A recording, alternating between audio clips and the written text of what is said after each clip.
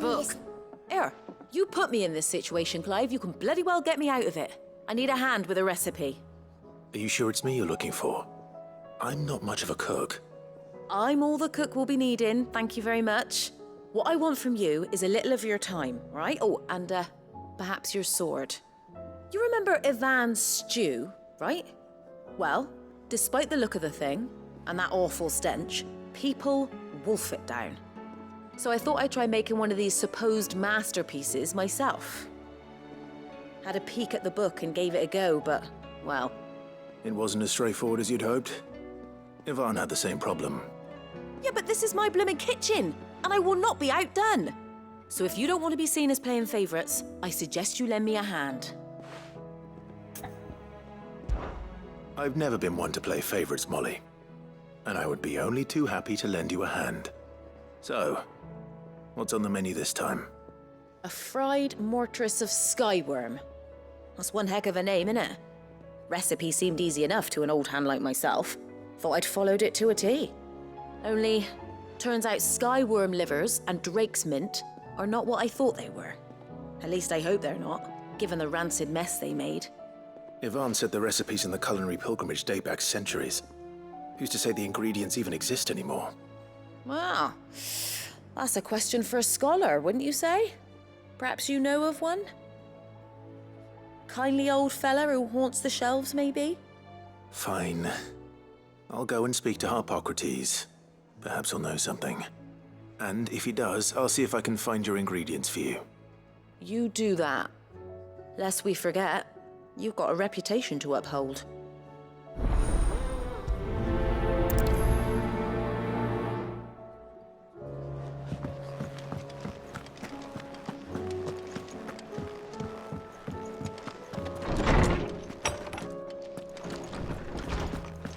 Let me help. Sid, perhaps you can help me solve a mystery. I can certainly try. Who's gone missing this time? It's not who, but what. Mid-scales, the ones she made for her workshop. I borrowed them to teach the little ones about weight, and shortly after the lesson, well, they vanished. My first thought was that they'd taken them off somewhere to play, but when I asked, they swore they had nothing to do with their having disappeared. Which almost certainly means they had everything to do with it. Perhaps a visit from Sid will jog their memories. I think it just might. Thank you. I don't like to imagine that my pupils would lie to me. But if they have, I'll have no choice but to discipline them accordingly. They were in the atrium when I last saw them, as always.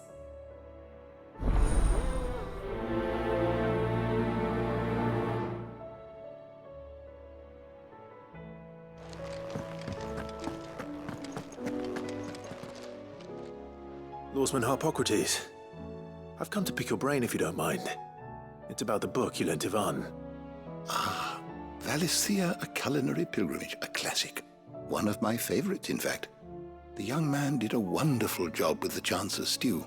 I do hope we shall be able to sample more such marvels in due course. That's actually why I'm here.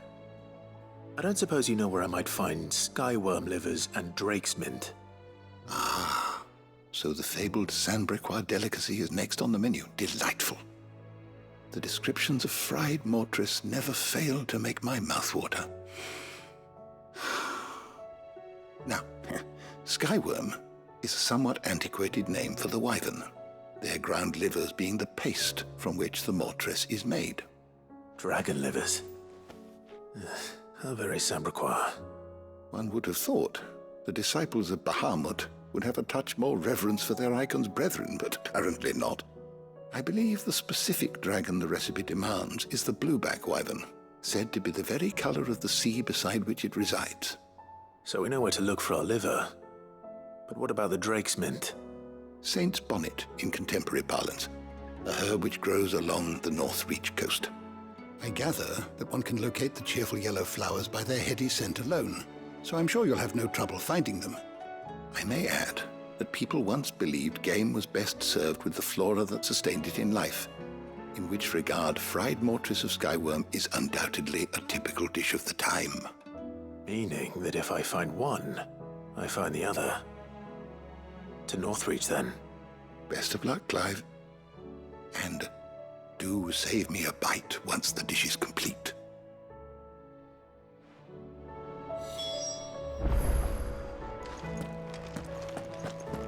Let me help. I know my letters. Anyway.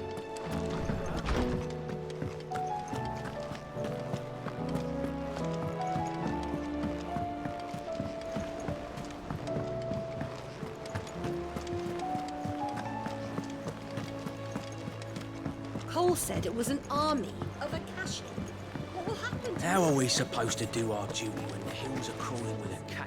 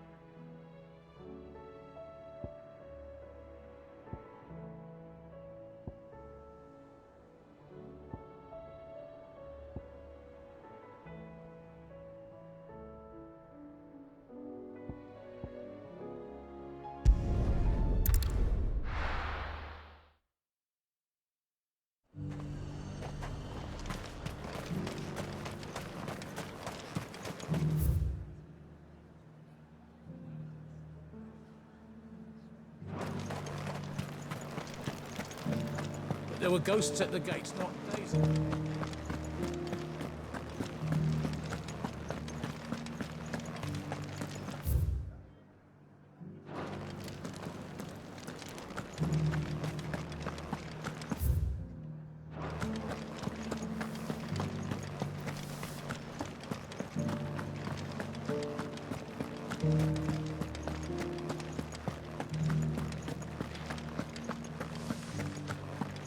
To the meadows, then. That's what the captain...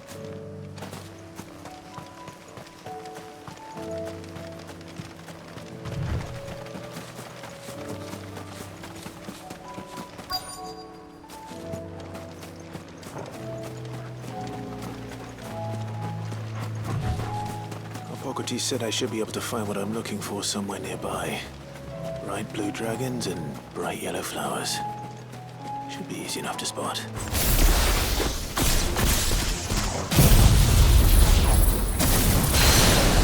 This must be our wyvern. Right. Let's get this over with.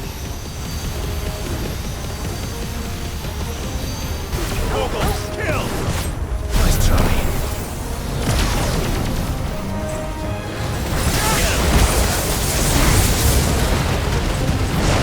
Too slow.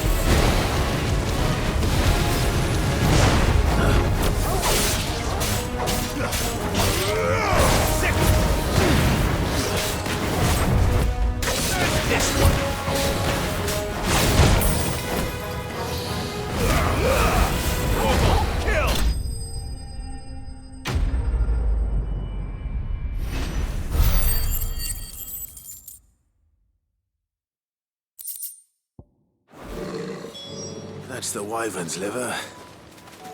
Now I just need to find the herbs. Bright yellow with a heady scent.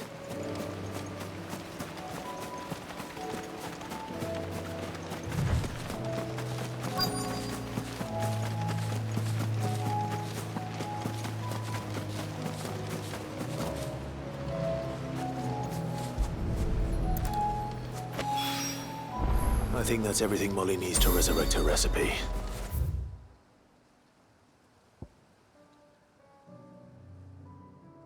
Better head back.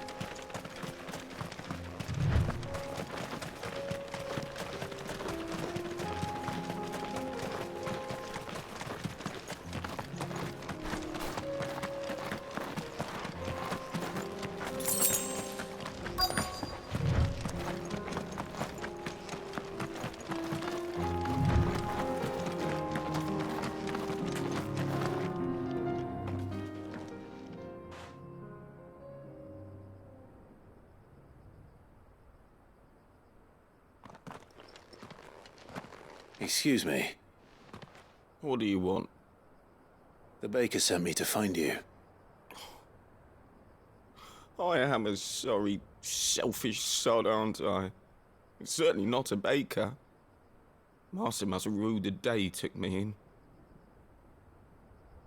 Time was the sight of the fang used to calm my nerves. But now look at her. I take it you missed the mother crystal. I hated her, but she was all I knew. Worked her mines for years. And when she shattered, part of me shattered with her. I had to trade my pickaxe for a rolling pin, but I'm no good at baking.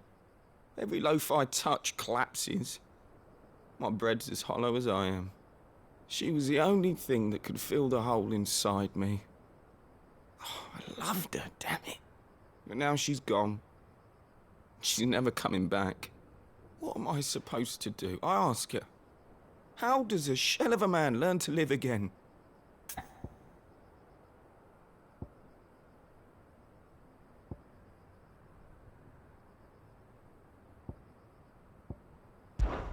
Focus on the job at hand. Think about what you can do right now. What use is proofing loaves when... Wait. Perhaps the solution has been in the bakery all along. You've opened my eyes. Thank you, friend, and fare thee well. Wait.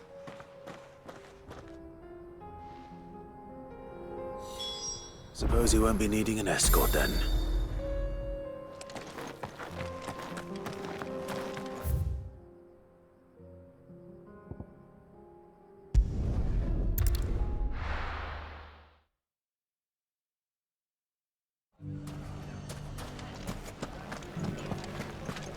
The bandits may be no more, but look what they've left us with. Ah, there you are. The man who lit a fire under my wayward apprentice. Though I worry you might have stoked the flames a little too high. He damn near ran me down trying to get to my oven. Master, it's ready. Behold the Drake's Balm. A truly unique creation. I dare say it is. Just look at it. A perfect likeness of the Fang herself. Her steepled peaks, her fulsome spurs, her inviting hollow. True, my loaves collapse more often than not, but what's the Fang without her crater? Why, no Fang at all. And look, inside. She's filled to bursting with a bounty of beautiful crystals. Salt crystals! Master, I have found my purpose. I must use my work here to preserve the memory of the Fang. Well, if it tastes half as unique as it looks, I'd certainly say you're onto something. Not only is my apprentice back, but he's finally pulling his weight. With any luck, I might even have a new delicacy on my hands. I don't know how you did it, but you have my thanks.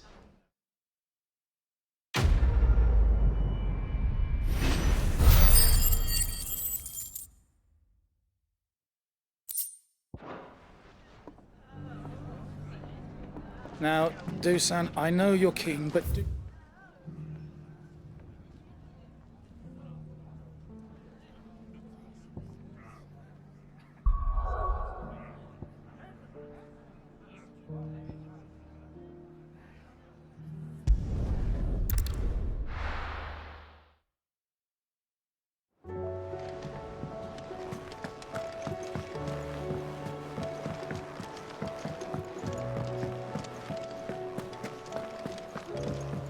Which song should we So, did you have that word with Tomes then?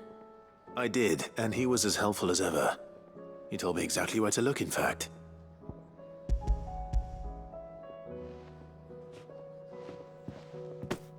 And what precisely will I be cooking up? Or is it better not to know? Blueback wyvern liver.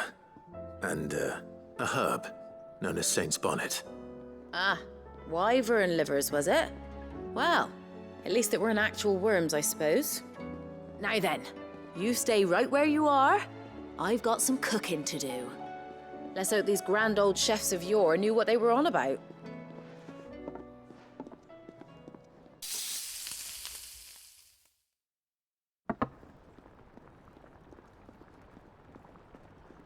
And here we have it.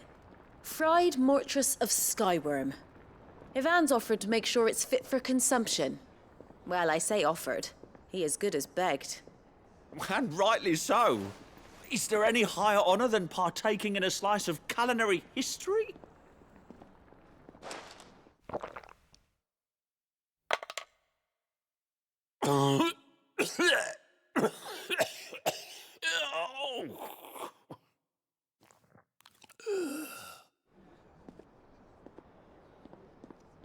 So, not fit for consumption then? What witchery is this? The crackle of the crust gives way to an almost violent richness. Yet, it is the piquant kiss of the saint's bonnet that tames this savage dish. It is a tour de force, a force of nature even, a maelstrom of flavour and sensation, a graceful beast emerging from centuries of slumber. I think he likes it. Well, I can't quite tell with all that nonsense he's talking. But I reckon you might be right. It was decent then, I take it. Decent? It's remarkable. And I defy any man to say a word to the contrary. Sid, might I suggest that you command a party of your finest men and women to procure a dozen blueback wyverns forthwith? I'll give it some thought.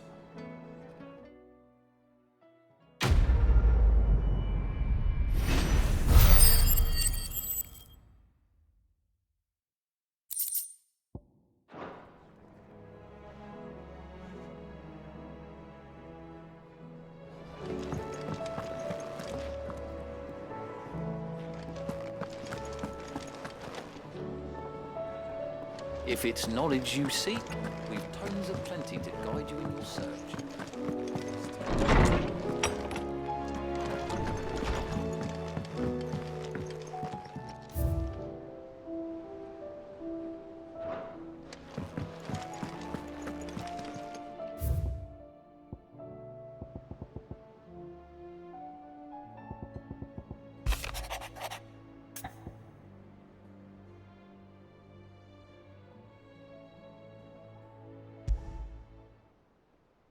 Trouble with the ledgers. Shouldn't he be asking Otto for help?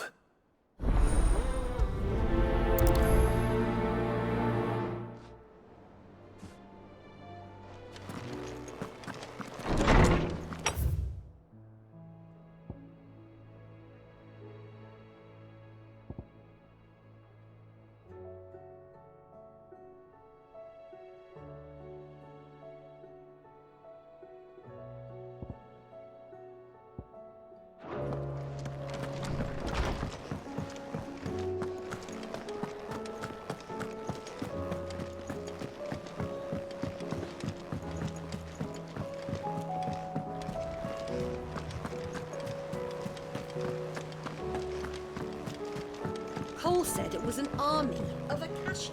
What will happen? How are we supposed to do our duty when the hills are crawling with Akashic in the valley? Clive, did you get my letter? That's why I'm here. Shh. Otto might be listening. Is this better? A little. Listen, I've some bad news. It turns out the hideaway may be slightly behind in its payment to certain lenders, and it may be my fault. But I swear to the goddess, I thought I had the numbers square. Sadly, that square turned out to be more of a circle. 0, you might say.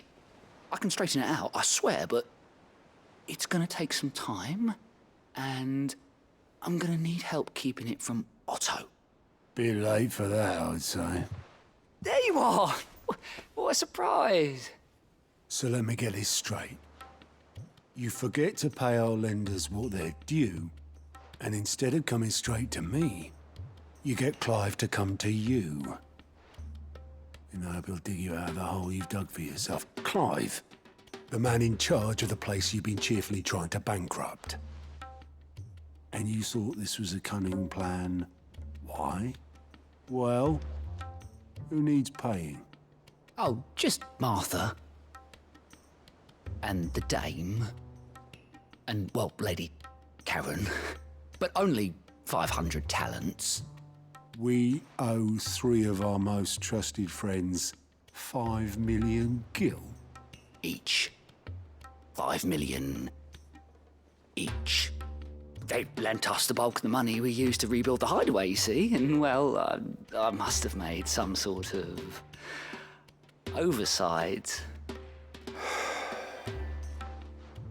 Those ledgers were my responsibility, and it was my decision to entrust them to you. This is my fault. Do we have that much to hand? I can always ask my uncle. No, we don't. And no, you won't. We've lightened Lord Rosfield's purse enough. After the king's ransom we had off him, he deserves better than to see our begging bowl. Besides, we'll need to learn to stand on our own if we're gonna make this work. All right. But that doesn't mean you have to shoulder the burden yourself. Is there anything I can do to help? There might be. How'd you fancy taking these to Martha and the dame? Rocks. Rocks, he says. Worth 1,000 talents apiece, these are. A little something Sid and I set aside for when times got lean. And I reckon 15 million in overdue debt probably qualifies. I just hope our associates' eyes are a bit more discerning than yours. I'm sure there will be. Should be me making the rounds, really. But you know how it is with this place. Orders to bark, arses to wipe, and all that. I know. Which is why I don't mind going in your place. Go. Do you know why I only gave Master Clive here 2 star rubies? Because you'd rather Lady Karen killed me. Because I'd rather Lady Karen killed you. Yes. Well, I suppose this is goodbye then. Don't worry. I'm sure Karen will understand. Really? Do you think so? No, I don't.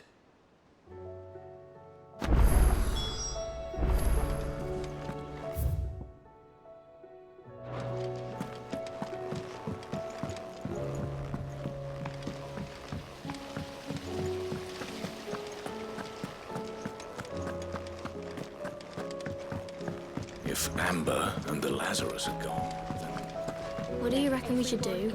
It's all I say we should...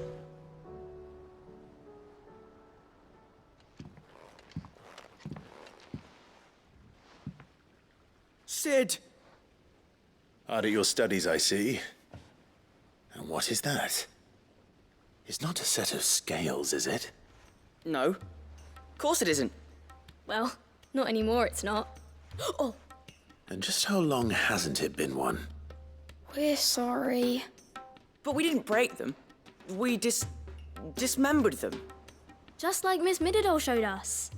Miss Mididol? And why would she have you dismembering her creations? Because that's the only way to become a ninja-neer. Miss Mididol said, the best way to see how something works is to take it apart and put it back together again. Well then, your work is already half done. Carry on. About that. The taking apart was easy enough, but it's the putting back we can't work out. Speak for yourself. The heavy thing goes at the bottom. Then...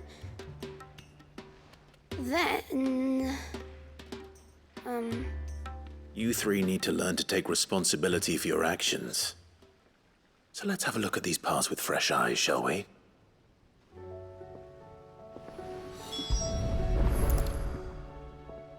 All right. Everything here was once part of Miss Mididol's scales. Every piece has its own role to play, and each is just as important as the others. If even one of them is missing, the scales won't work. So let's think about what those roles might be. You already know one of the pieces, the body. Its role is to support everything else. But what of the others?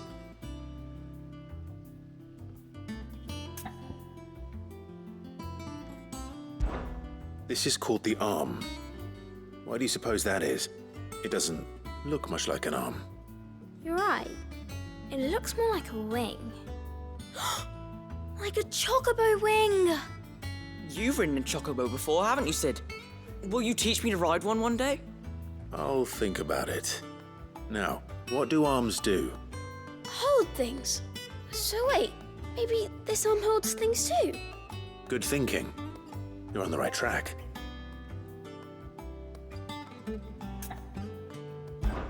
These round parts are called the pans. You all know what a pan is, don't you? I do. Molly uses them in the kitchens to fry bangers. But these aren't for frying bangers, you idiot. They're for weighing stuff. But what if I wanted to weigh Goots? I don't think he'd fit on that little thing. Probably not. What are the chains for? Holding the pans up? Well spotted. Which means something must hold the chains up in turn. This tiny piece is what's called a cogwheel, or gear. Have you ever seen one before? I have. Miss Mididol's dungeon is full of them. Most are on the floor. She puts them in all her inventions. They spin round and round and round and round and... That's right. They're very useful when you want to make things move. Do you remember if there was anything on the scales that moved? I remember the arm moved when I tried weighing an apple. And then somebody ate it. Not my fault. You shouldn't have tried weighing it before lunch. You know what part's supposed to move and how it's supposed to move. So, let's put the pieces together first, see what doesn't move, and then stick the cogwheel to that. Not a bad idea. You see? It's not so difficult. So, now that we've taken stock of the parts and learned what they do, what do you think? I think we've got it. Then here's what we'll do. You tell me what goes where, and I'll put the scales together. Well, obviously you need to start with the body. All the other pieces fit onto it, don't they? And the arms go on the body, just like real arms. Or wings, if you're a chocobo. And then the arms hold the pans by the chains. Very good. Let's see if that works. There. All finished.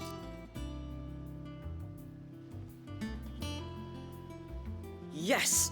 We did it! Well, with Sid's help. Oh, I just put the pieces together. It was you three engineers who showed me how. That's right. We're Miss Mididol's hairs. Her hairs? Yeah, hairs for the future. She's showing us her secrets now, so we can help out the hideaway when we're older. What do you think, Sid? Are we almost ready?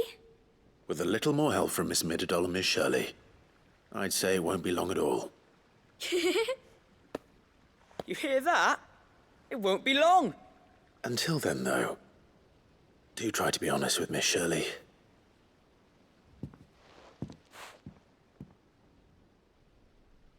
Hey, look! We never used the cogwheel. You don't think Sid forgot about it, do you?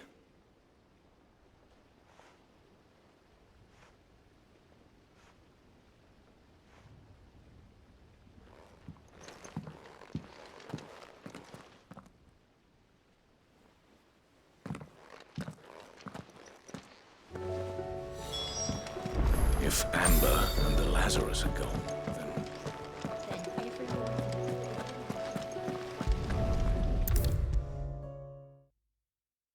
Let me help. I know my...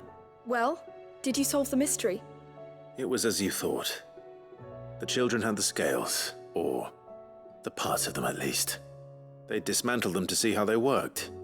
Oh, no, Mid will have my head. Thankfully she won't. This might even have been her idea. Although I was the one who ended up teaching the lesson. I'm so sorry, Sid. I know how busy you are. I shall see that the children are properly punished. Please, there's no need. Mid seems to have taken the three of them under her wing. She's even calling them her heirs. She'd have them follow in her footsteps. And her father's. I see. Sid, do you know why Mid has been spending so much time at the hideaway of late? She told me it was because her studies have been interrupted by events in Canva. Is that not true? No, it isn't. The university offered her a commission. In exchange for full tuition, room and board, they asked her to oversee the design of several new war engines.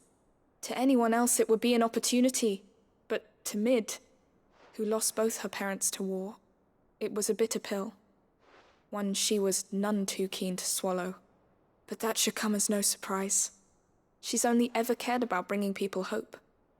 The very last thing war can be said to do.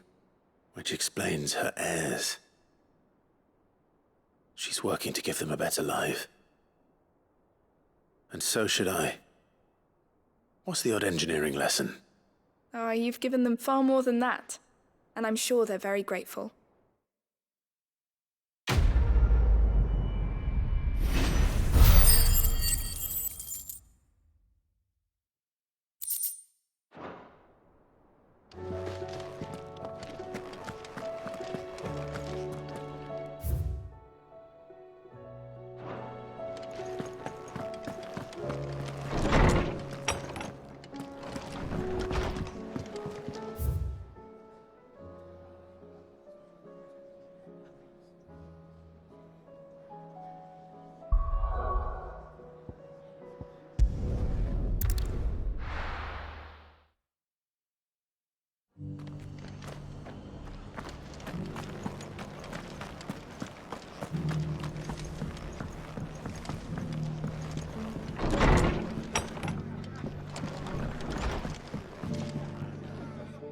Clive, just the man I was hoping to see.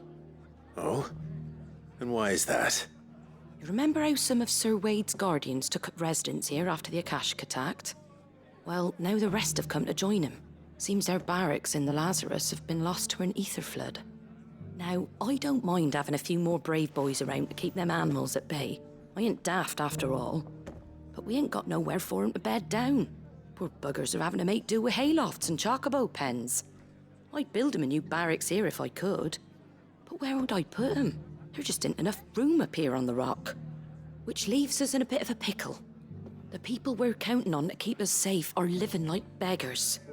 I see. And it ain't just that lot. There's bears to think about too. There's been more and more of them turning up lately, coming from all over looking for safe haven. But there's only so many we can shelter with the room we've got. We can't keep cramming more and more people into less and less space. What we need is a new home for our new arrivals. And that's what I was hoping you might help me with. If it ain't too much of a burden, of course. It's no burden. Thank you, Clive. So, where were you thinking of making this new home? Well, I reckon we could do a lot worse than Eastpool. Eastpool? It's been a long time since I thought about that place. It was a tragedy, what happened. And if any of us could have done anything to stop it, we would have. But what's done is done. And those who lived there wouldn't have wanted the village they loved to be left in ruins. I suppose you're right. The blight might be pressing in, but I reckon it's got a good few years left in it yet. There's just one problem. A band of cutthroats have made it their den, and they don't seem like they'll be moving on in a hurry. Nasty bastards they are too. I've lost some good men to their raids. Would have sent someone to clear 'em out sooner if my boys didn't already have their hands full fending off the Akashic. But now we've got a few more guardians of the flame to call on. I reckon it's time we made our move. What do you say? Fancy leading a raiding party? I do. Eastpool was once home to people I loved. I won't have bandits sully those memories. I'll gladly drive them out of there. And I know the men will gladly follow you. I've already shared a few thoughts with Sir Wade about how we might be able to win the place back.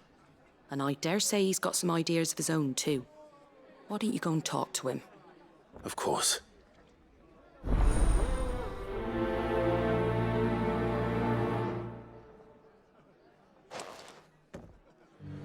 Reckon Eastpool would make a nice little home for a few bearers and guardians with a mind to make a go of it. Once those blasted bandits have been sent packing, that is. All right, Sir Wade. Let's hear your plan.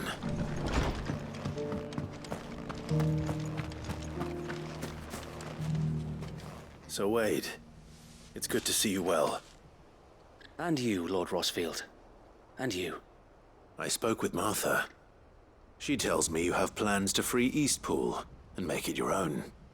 That's right, though it was mostly her idea. I rather fear my men have been treading on her toes somewhat since joining us, not to mention each other's.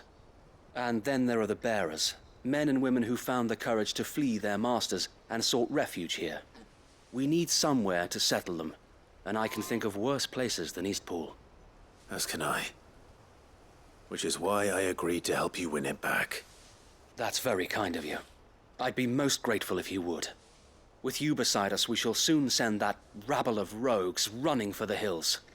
So, what can you tell me? That thankfully there aren't too many of them. Fewer than a dozen at our last count. And rather less, thankfully.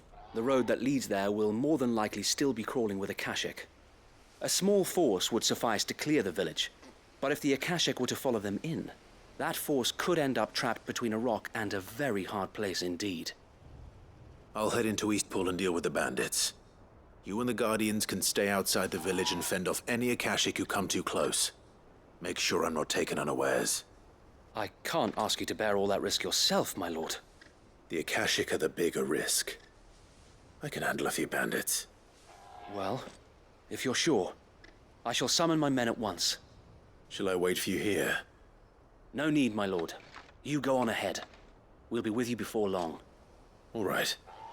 I'll meet you at Eastpool then. We shall see you there. And may victory await our coming.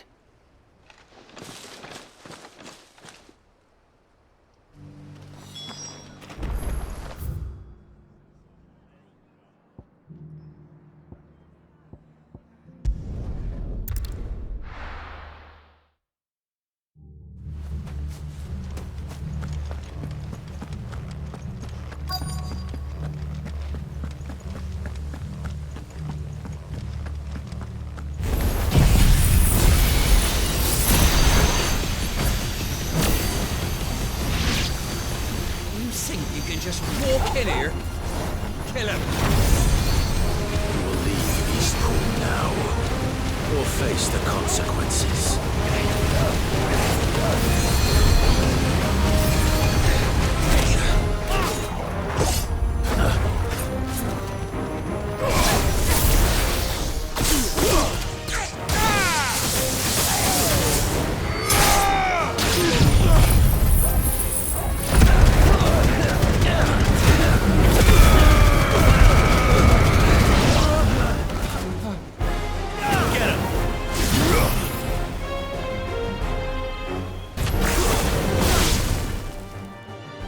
That's the end of that, then. Or maybe not.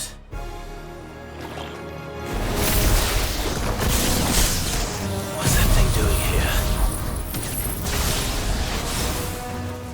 Doesn't matter. It goes too. Over here! Down, Código!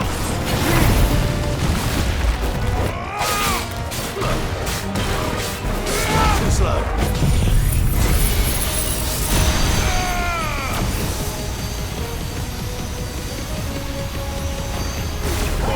Kills!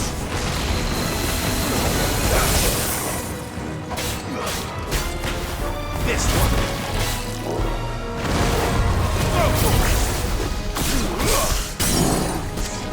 Fire it!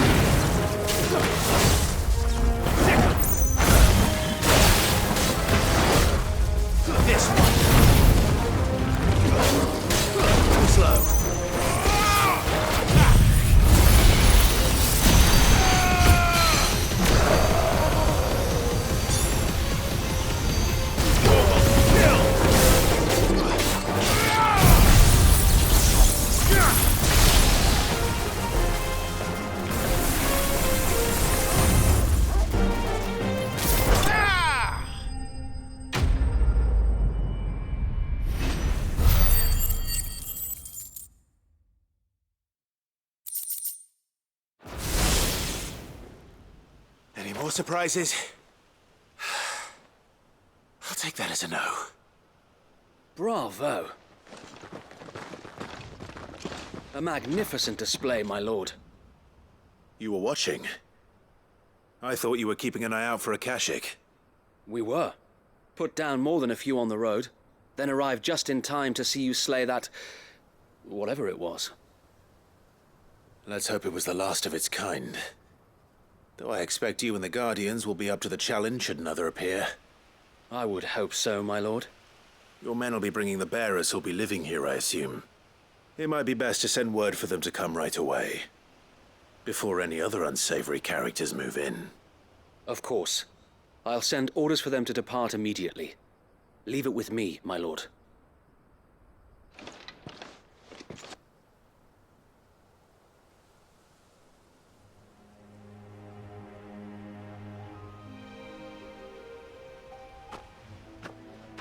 Home.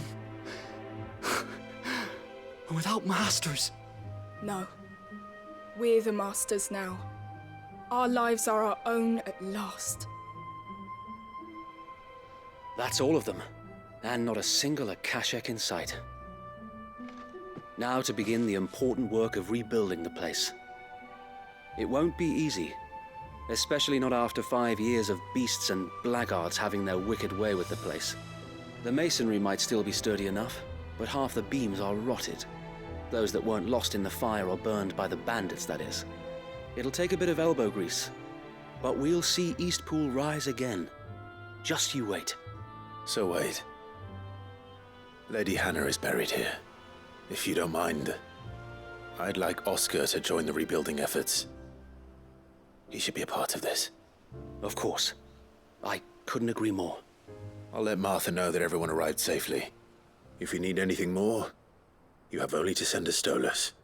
And we will, my lord. Safe travels. Eastpool is in safe hands.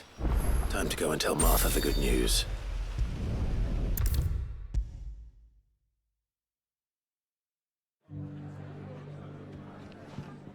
Ah, there you are. All went well then. Sir Wade told me you got rid of the bandits while his lot kept an eye out. Nicely done. And what's all this about some shape-shifting nightmare showing up? On second thoughts, don't tell me. It'll only give me nightmares of me own.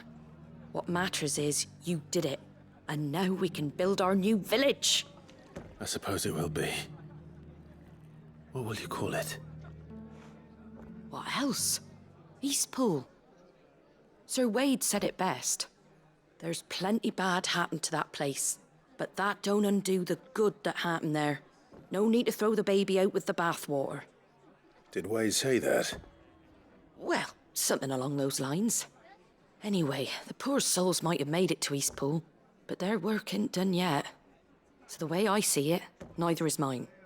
If it's food or lumber or strong backs they need, the rest is ready to provide it. Thank you, Martha. No, thank you. You didn't have to help us. I wanted to.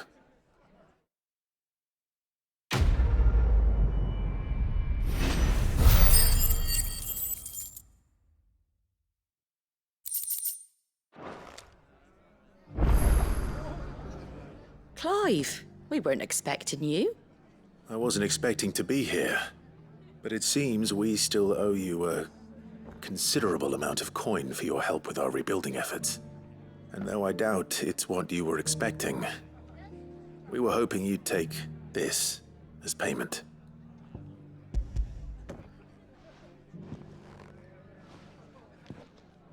A star ruby? I can't accept this. It's worth at least twice what you owe me. More if you can find yourself the right buyer. Think of the difference as interest. Interest? If word got out I charged that much, no one would ever borrow from me again. Anyway, why are you the one here asking me about this? I'd have expected Otto. Bit much sending the Lord Marquis out to settle your debts, isn't it? The old goat working himself to death again? Something like that. Most days I think he's the only reason the hideaway's still standing. Same as always, eh? Back when the place was nothing but a twinkle in the eye of a recently retired Lord Commander, word is he was the first one Sid reached out to. Probably knew that without his strong arm and level head, the idea would never get off the ground. Sid may have been the face of the hideaway, but Otto's always been the backbone. And when Sid passed away, we were all worried that would be the end of it. That Otto would just give up. His death was hard on everyone. But it must have hit Otto hardest of all. But he didn't give up, did he? Quite the opposite, in fact. If I recall, he was the one who nominated you as Sid's replacement, and rallied the rest around you. I reckon what he saw in Sid, he saw in you too. And don't we all? Doesn't hurt that you're half as stubborn and twice as handsome, neither. That, and you keep good company. I suppose I do.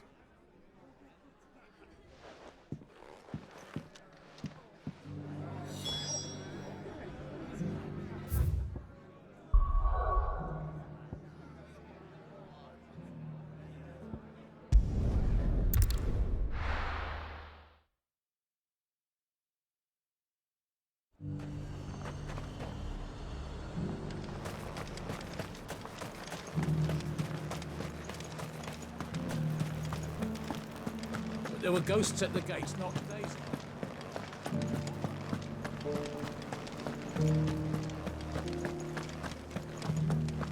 Those things I said before about not being able to fight. Milady, I come bearing gifts. Gifts? Whatever is the occasion.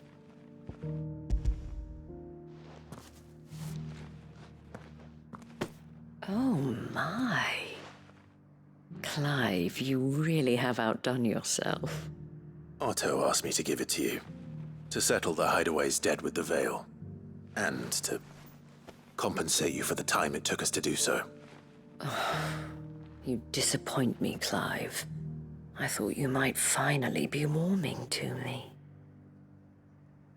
Tell Otto he can keep his baubles. I tried to tell him as much the first time around. The man owes me nothing, nor does the hideaway. My contribution to the restoration effort was made freely and willingly. It was the least I could do. You once told me Sid did you a kindness. I'd like to do the same. Please, accept it. For my sake. And for Otto's. For all of us. For all you've done. It is rather fetching, isn't it? Very well. Otto is lucky to have you, Clive. I doubt anything could ever replace his son. But you and the others at the hideaway are the closest thing he has to family. Otto had a son.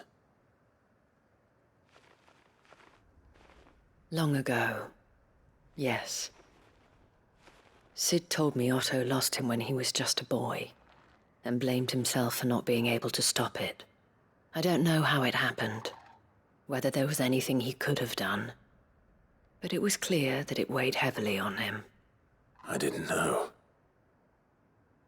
How could you have? I doubt anyone did. Besides Sid, I've never met a man more keen to bear his sorrows in stoic silence. An ill habit, given that both have always been surrounded by friends desperate to help them. I'm beginning to see that.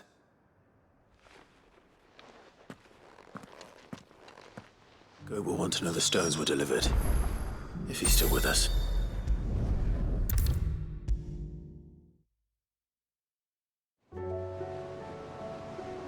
Goat. Still alive, I see. So Lady Karen accepted the ruby. Ah, about that. I tried my best, but she was just too stubborn to take it. She threw it right back in my face, in fact, and told me I could stick my stupid stone where the sun don't shine. Karen refused payment. I hope it wasn't something I said. I'm sure you were as tactful as ever. Let me see what I can do. Oh, wonderful. I hope you have better luck than I did.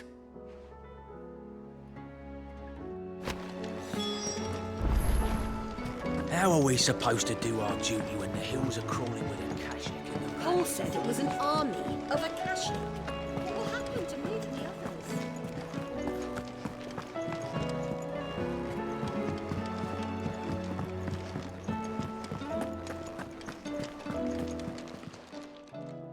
Lady Karen, Goat tells me you weren't happy with our offer. Would you prefer the debt was repaid in coin? What debt? I don't recall lending any of you lot me hard-earned gil.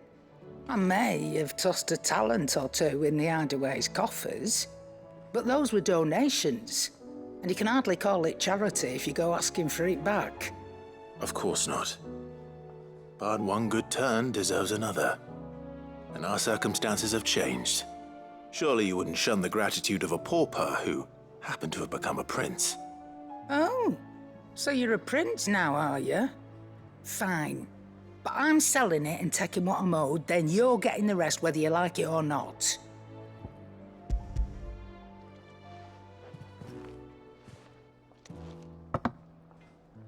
Where'd you even get this? A decent trader might nab 1,000 talents for a star ruby. A canny one, meanwhile, might claim it were nicked from the belt of Sid the Outlaw himself and ask twice as much. Might be I already have a buyer in mind. Might be you even know her. A fine continental maid whose beauty's only eclipsed by a guile in commerce. You wouldn't mind, would you? Not at all. Just be sure to tell her that it's always a pleasure doing business.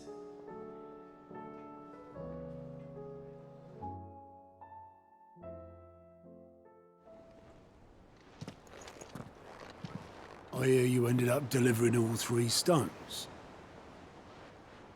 Thanks to this lump. I sometimes wonder what I pay you for. Speaking of which, I still haven't been paid last month's wages. Oh, so you remember what's owed to you then? Get your ass behind that disc of yours and don't get up before those ledgers are square. Right away.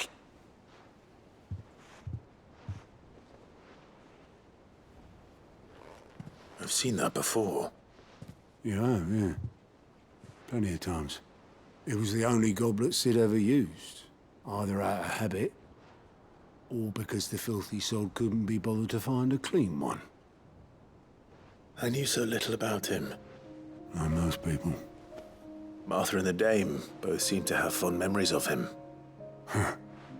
I bet they do. How long did you know Sid before he... Before he died? 20 summers, give or take. Back in the day, I was a purser on a trade ship, which is where I met him. He bought passage to... I forget where. And having nothing better to do on the long nights, we sat up drinking island rum till the morning bell dragged me back to my duties. Quit my post not long after that, on account of making a fine maiden's belly fat. But me and Sid stayed close, promising we'd one day sail the seas again. That was before fate stepped in and said she was having none of it. The magic woke inside my son soon after his first name day, and there was no hiding his knack. Couldn't you and your family have... My family were the ones who summoned the constable, wanted the monster taken away.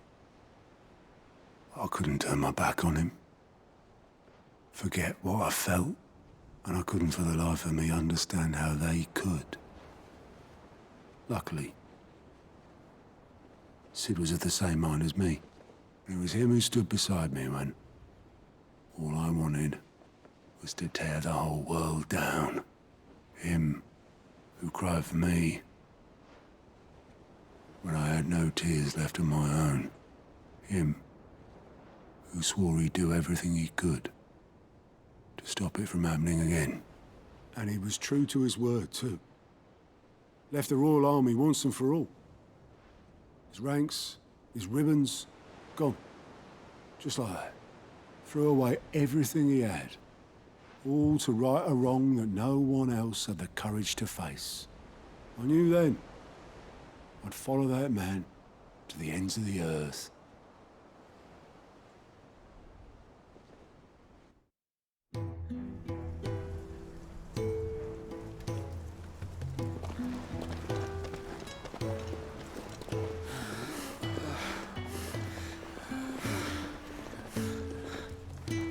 He was always too clever for his own good, was Sid. Saw the world for what it really was, while the rest of us were content to go along with the lie we were shown. And it can't have been easy, bearing that burden alone.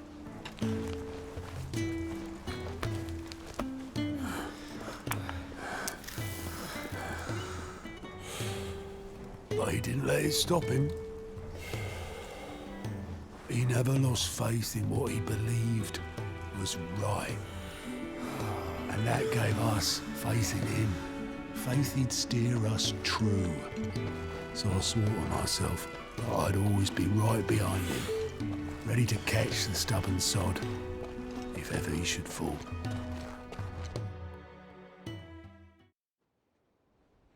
But I couldn't even do that.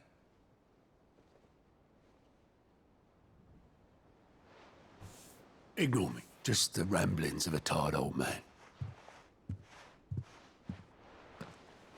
Leave that lot. I'll tidy it up in a bit.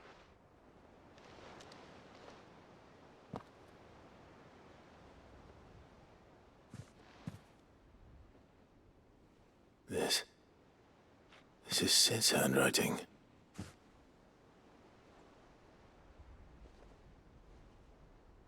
Dear Otto. I may be drunk, but I wanted you to know this place would be fucked without you. Love you, you grumpy old sod.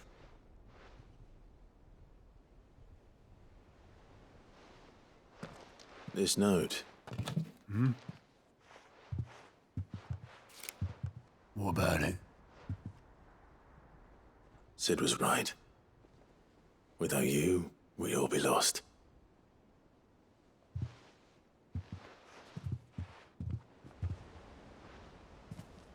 He should have bloody well said so then. Just once. Before he went. But then, why would he? Him, or anyone? I'd only have told him to piss off.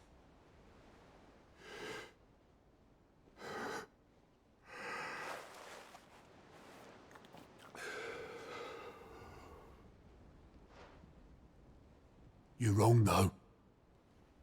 Both of you. It was never just me keeping the hideaway afloat. It was all of us. I just shoved people in the right direction, and I barely seem to be able to do that anymore.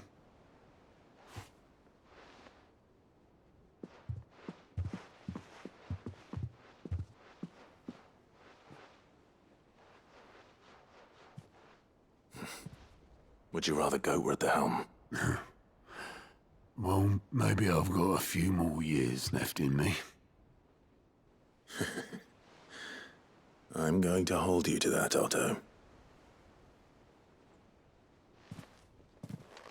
Before you go, Sid would have wanted you to have this. But that's... This'll do me just fine.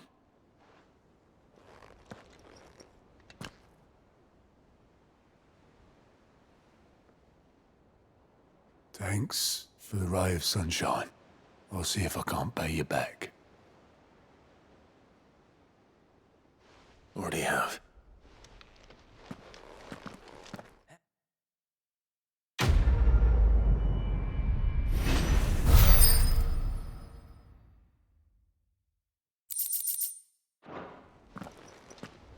My men and I lost an entire day avoiding a flood that wasn't there a fortnight ago.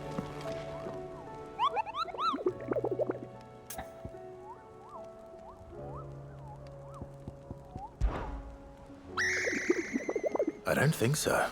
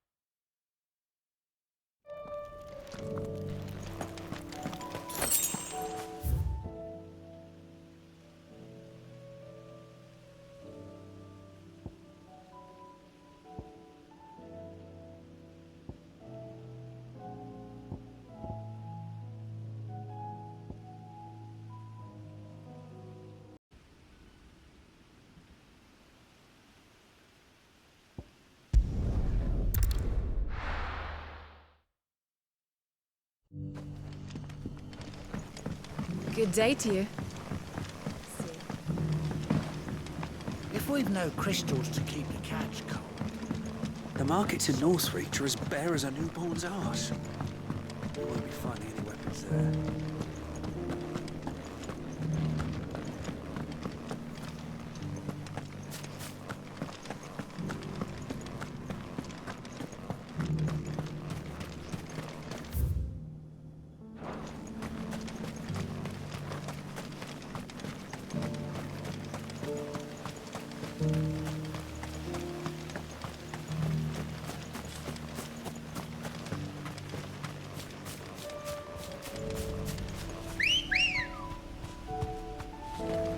go. Fly, Ambrosia.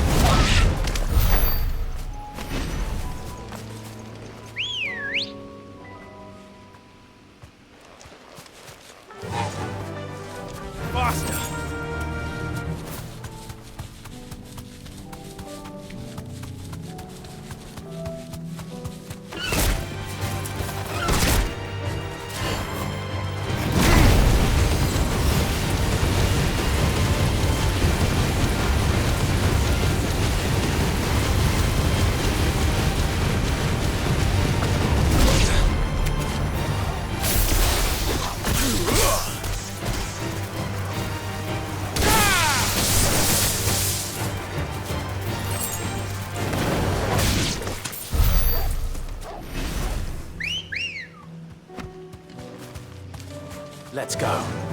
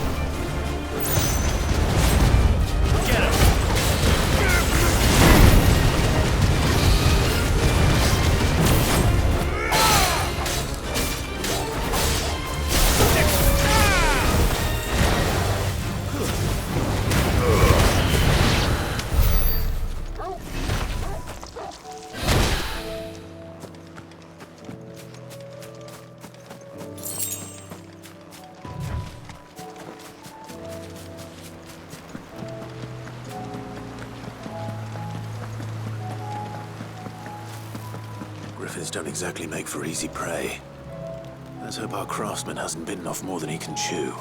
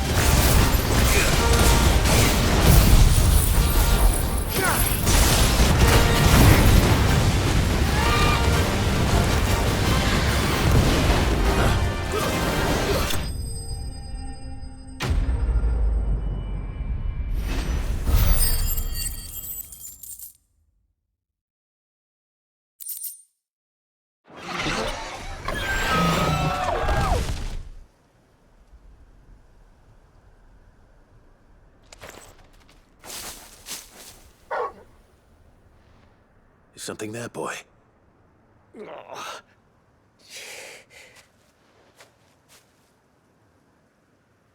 Could that be our man?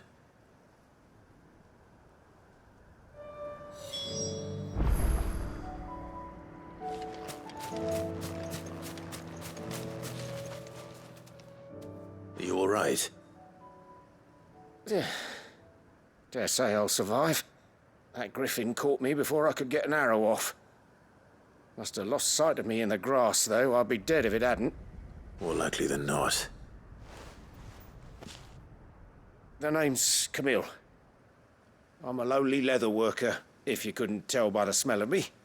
Not so lowly from what I hear. Do you remember selling to a merchant by the name of Karen? She's not an easy woman to forget. Bought a cuirass from me after I lost my buyer. Quite taken with my work, as far as I recall. Didn't stop her bartering me down to a pittance, though. She sent you for a refund? It's not her who sent me.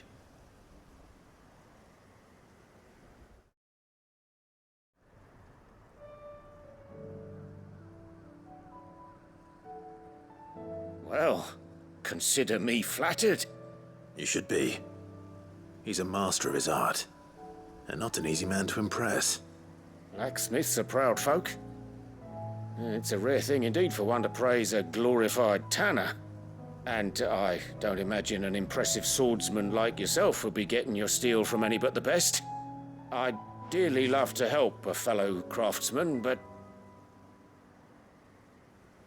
well, actually, I suppose you could give him this. What is it? Treated leather. Same stuff I used to make that cuirass. If your man's as skilled as he sounds, he'll know what he's looking at. You sure? Well, you did save my life. And thanks to you, I'll be going home with all the griffin hide I can carry. I'd say it's the least I can do. Short of showing him how to make the thing myself, that is. But there are rules against it. Secrets of the trade and whatnot. In that case, I'll see that he gets it. I'd be much obliged if you would. Right. I've got some greaves to make. You send your blacksmith my regards. Will do. And thank you.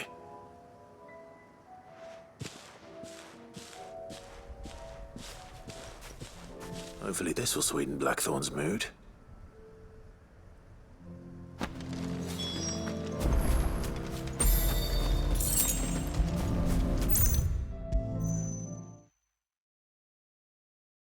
And with a bit of luck...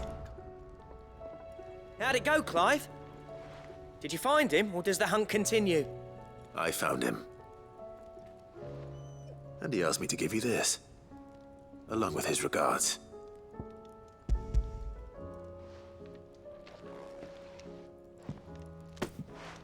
You're joking.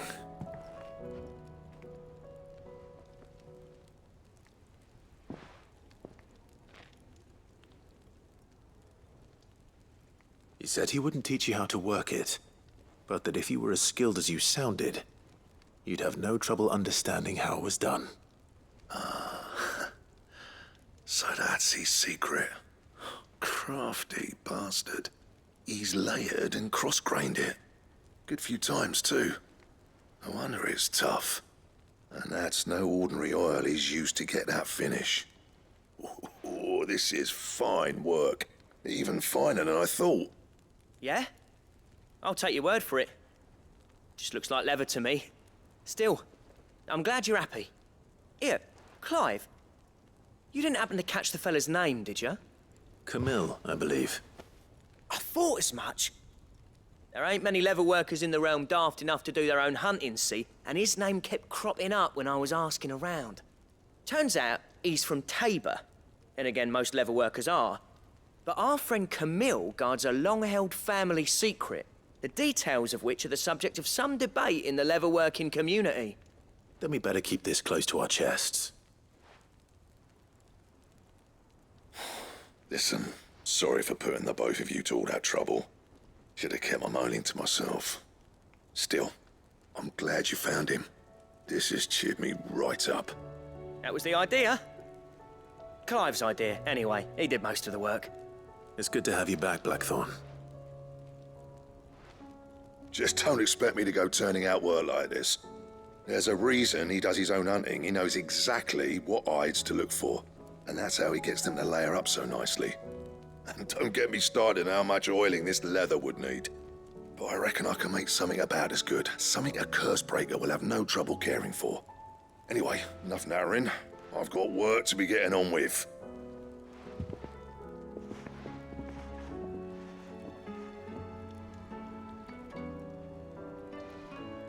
Looks like we won't be needing a new blacksmith.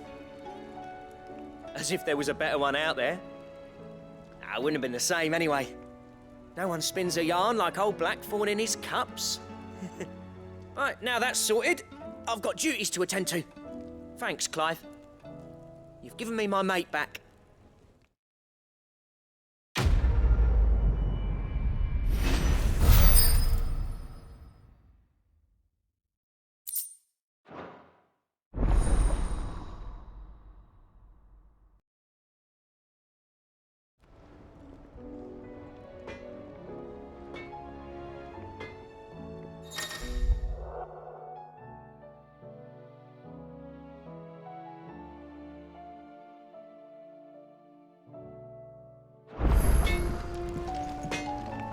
Trouble with your gear, or... What do you want?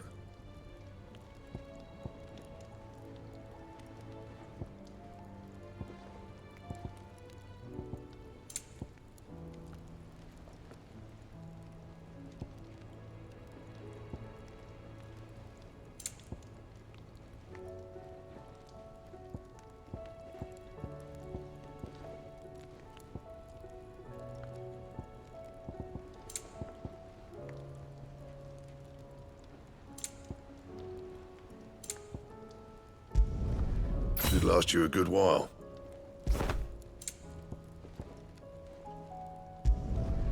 Not bad, if I do say so myself.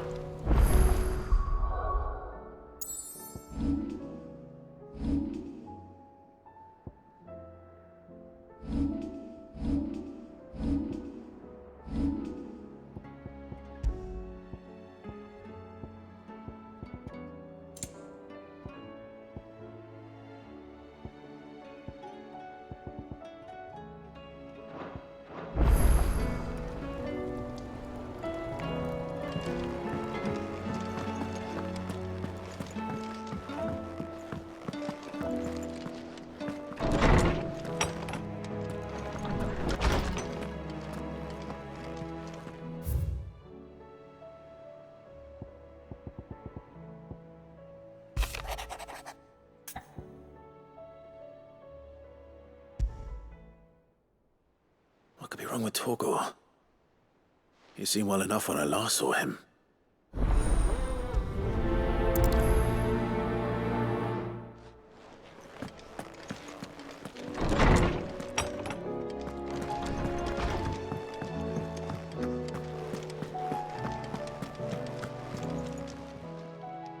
I got your note.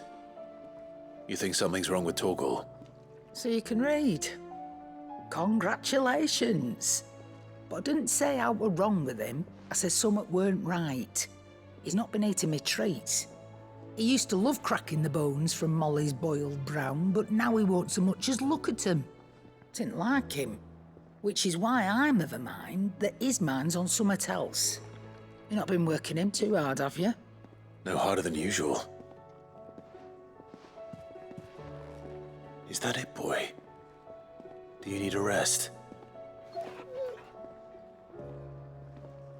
What was it you said he was? A frost wolf? That's what the lawsman seems to think. Then maybe this all has something to do with whatever it is that's woken inside him. I suppose things have been different since Rosalith. Perhaps Hippocrates knows something. Instead of everything, you mean? Perhaps.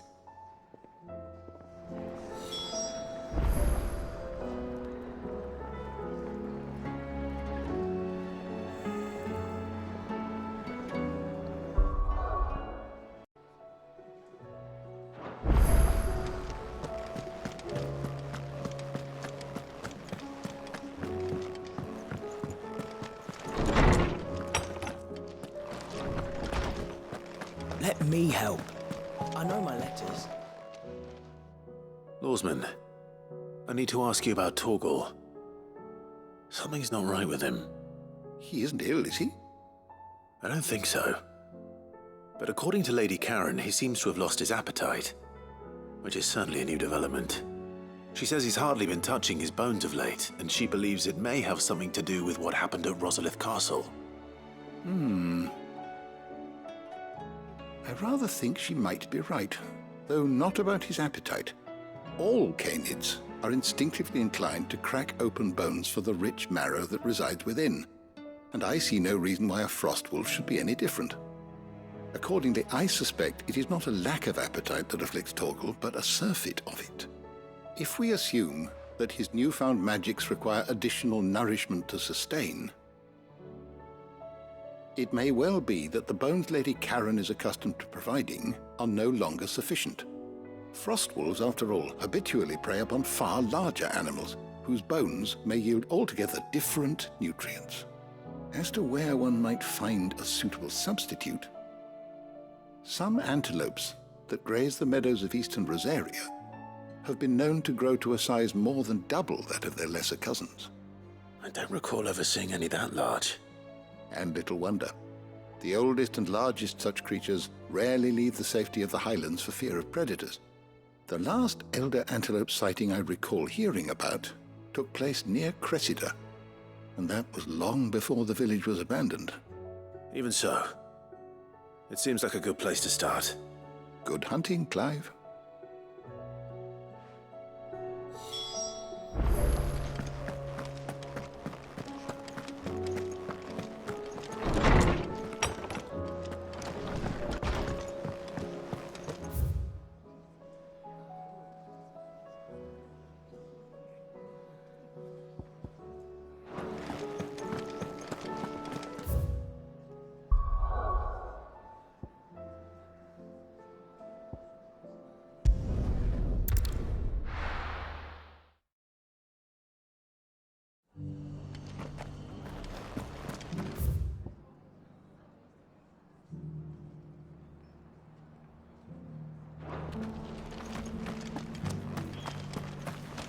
I'll build a barricade so sturdy, even a bandit.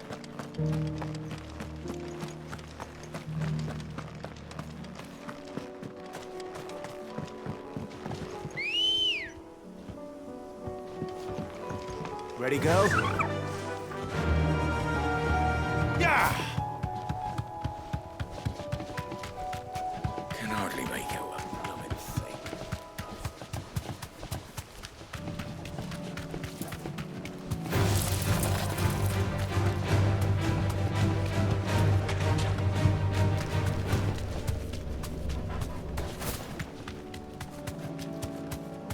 Be safe.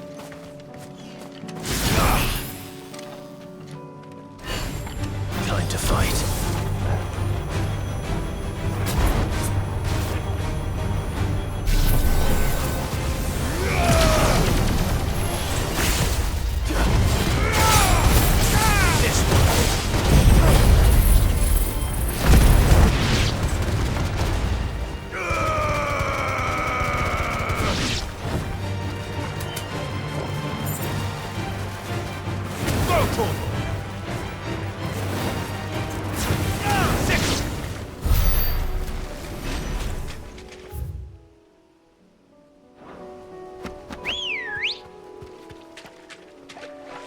Let's go.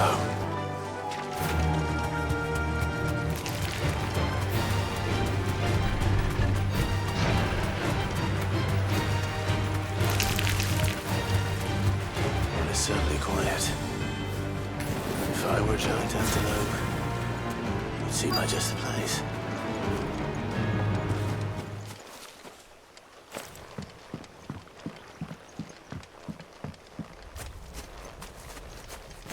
I will find one bigger than that.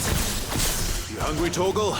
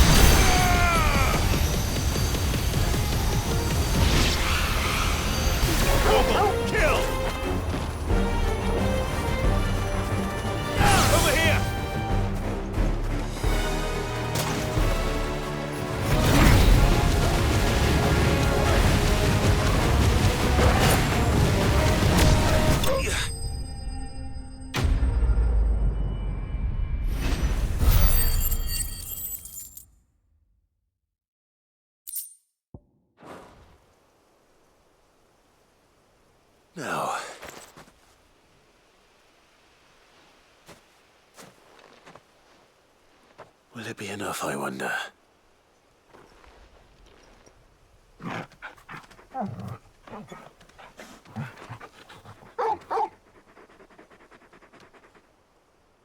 I say that answers my question. Which means we owe the lawsman our thanks. You're just a big puppy, aren't you? A very big puppy.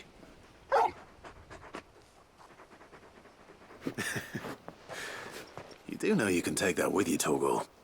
Lady Karen will be relieved to hear you've got your appetite back. Come on, boy.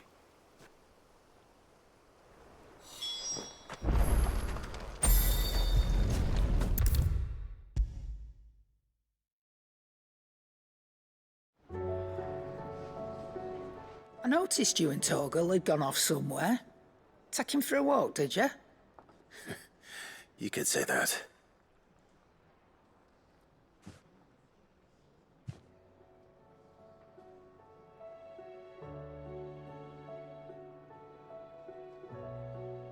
So, Molly's leftovers weren't good enough, eh?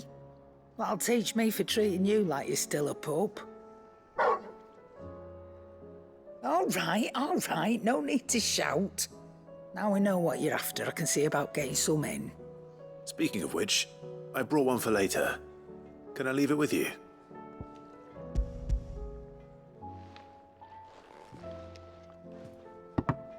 You can, aye. I'm nice like that. In return, you can thank Tomes for me. The bloody know-it-all. I was just on my way to see him.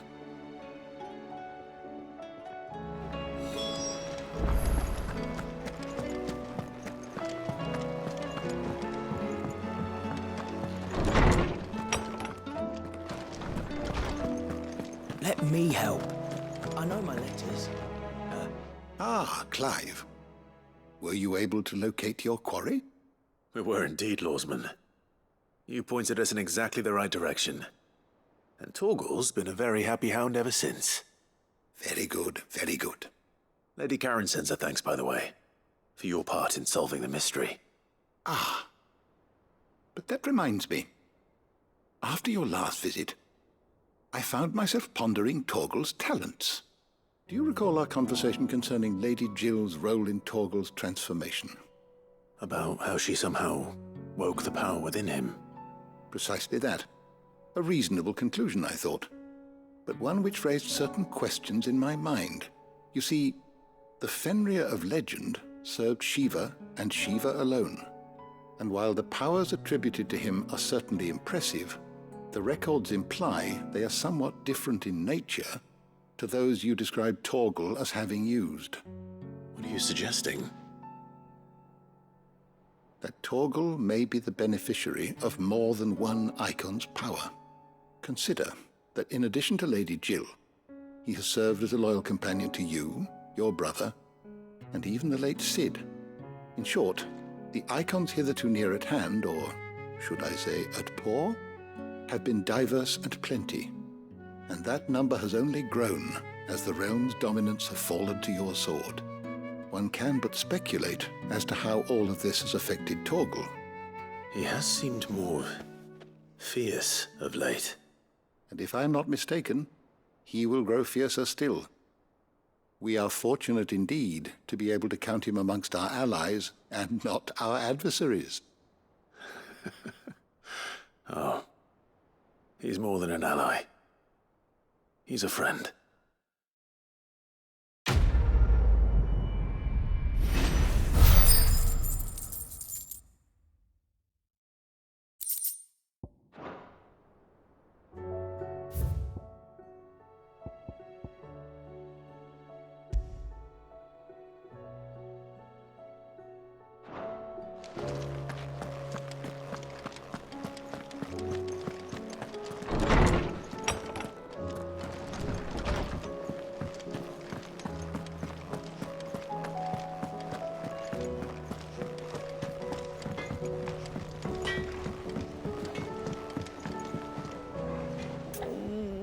What am I gonna do? Is everything all right, Goots? You seem more discomposed than usual. I don't know what that means, but I'm in a bit of a muddle. Oh, I think Nan might be in trouble, and she's... It's all right. You can tell me. There was a trader came by. One of our usuals, like. Said he'd heard some rotten rumours about her down Dallimil Way. Folk are saying she's been selling to bandits and cutthroats and that.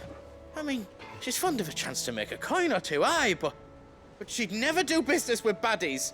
Especially not the kind who go hurting people who haven't done out. I wanted to ask her about it myself, but I'm scared she'll give us a tongue lashing. She'd never give your tongue a lashing, though, would she? Don't worry. I'll speak to her. Oh, thanks, Clive. You'll let me know what she says, won't you? Of course. I'm sure it's all just a misunderstanding.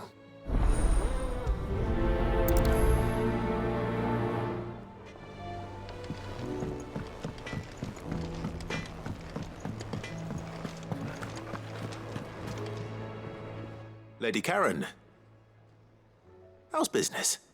Not nearly as foul as the weather. You're doing good trade then? Both in and out of the hideaway? Can't complain. Wait, what exactly are you getting at?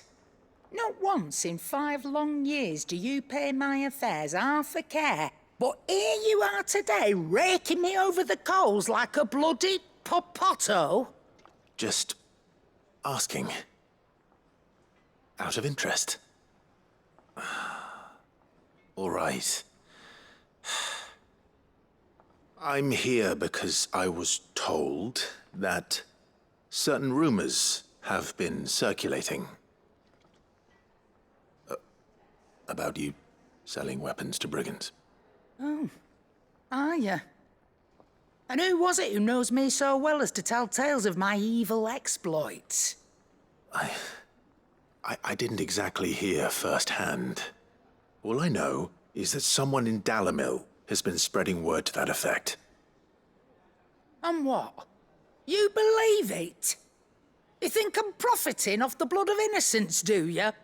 Look, I've done things I'm not proud of.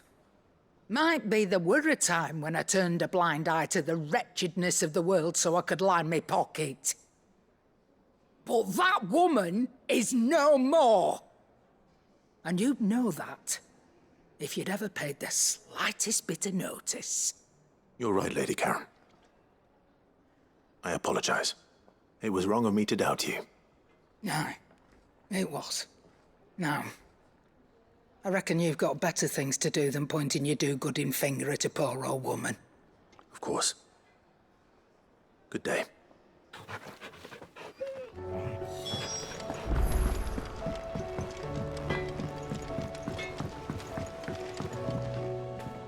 I spoke with Lady Karen.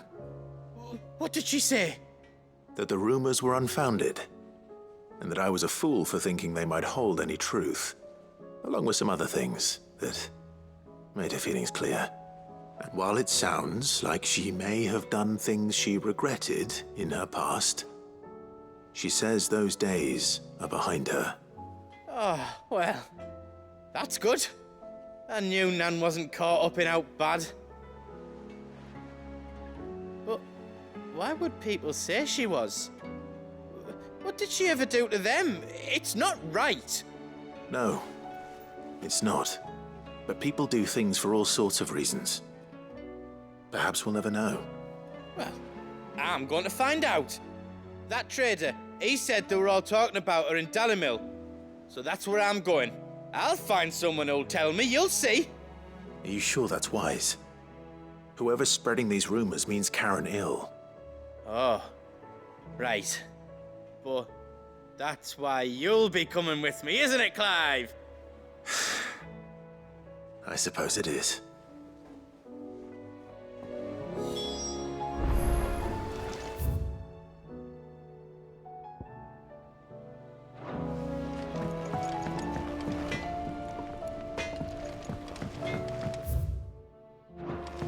He's a surly soaker.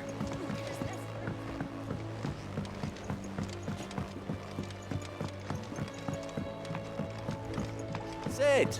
Heard you were in Canva fetching young Med.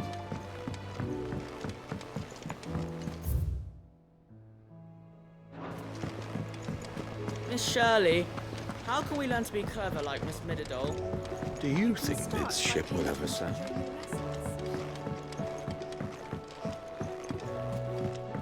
Well. Here, Sid. Reckon you might be just the man to help me out of a bit of bother, if you've a mind to. Let's hear it. Well, it's about this alembic the chief's got me making. Lovely bit of kit it is. Bung in a solution you want splitting, and it will separate it out, just like that. Problem is, it won't always get rid of all the impurities. And with some of the stuff we need it for, that ain't good enough. Which is why I've been looking for something to filter the liquid we'll be cooking off. And that's where I was hoping you could help me out. I imagine Ty could get some use out of this alembic too. Distilling medicines and the like. All right. Why not? Proper job! So what exactly do you need for this filter? Nothing but bomb ash'll do, says the chief. Gave me a sample she'd obtained from the university stores. Couldn't believe my eyes. You pour the blackest blight water through it, and it comes out clear as a mountain stream. So, I did a bit of reading about where I might be able to get hold of some. And do you know what I found out? It's only the blimmin' bones of a bomb king. They leave them behind when they die, see? I take it that's where I come in. If you wouldn't mind. I saw a billet on the hunt board for one just the other day. Would have gone myself, but, well, fighting dirty great balls of flame isn't exactly my forte. You, on the other hand... All right. I'll see what I can do. Thank you kindly. And a good hunting, eh?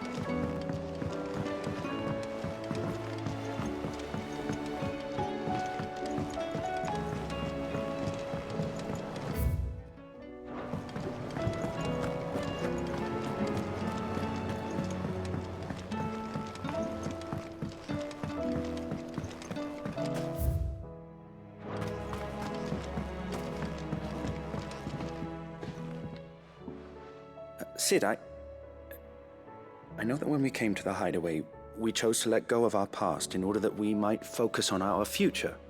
We did? Nonetheless, I was wondering if... Well, I know you are from Rosaria, and I'm in need of someone with intimate knowledge of those lands. Apparently, the duchy is home to all manner of curative herbs found nowhere else in the realm. Among them is a flower called a morganbeard that increases the potency of lesser medicines. I can't say that I've had much practice healing. My youth was spent in the Bailey. A shame. You see, the hideaway relies heavily upon medicines procured from afar. And when those shipments are late, well, it's our sick who suffer. If we could find this flower and learn to grow it here, we might save many lives. However, as you are well aware, imperial occupation has rendered the roads unsafe for those like me, untrained in the military arts. Now, I'm not asking the busiest man in the hideaway to drop everything and make the journey for me, but if you happen to be in the duchy on other business... Tell me of these morganbeards, then. But of course. If my old tomes are to be believed, the flowers are bright yellow and as large as goblins' eyes. Oh, and they grow in the marshes of Sorrowwise. If I am to propagate them here in the backyard, I will require several samples, preferably of blooms which have already gone to seed. And before I forget, I do seem to recall learning in the course of my research that their odor has the tendency to attract unsavory creatures. Nothing you cannot handle, though, I'm sure.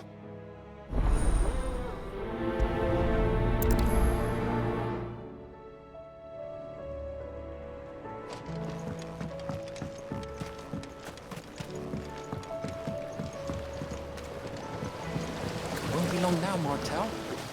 Sid, I was hoping to speak to you. Is everything all right? Oh, yeah, it's just, well, as you know, we've been trying to grow fruit down here. It's good to know that something of the old hideaway still lives on. Martel's pride and joy. It was a sapling when she rescued it from the rubble, but look at it now. All our hard work's finally paying off. I took it on, you see, after she died, and now the fruit's finally ready to eat. And not only is it ready, it's actually tasty. Sweet as you like, in fact. She bred the bitter right out of it. Impressive. And welcome news to more than a few, I'd say. I thought this first harvest could go to the curse breakers, on account of all they do for the hideaway. You couldn't take them some, could you? Seems better them coming from you. It'll be nice being the bearer of good news for a change. Oh, thank you. She always had a soft spot for that lot, see? And once they've had their share, I'll see to it that everyone else gets some. Here you go. Martel apples, they're called, in honor of her memory. You hear that, Martel? Today's finally the day.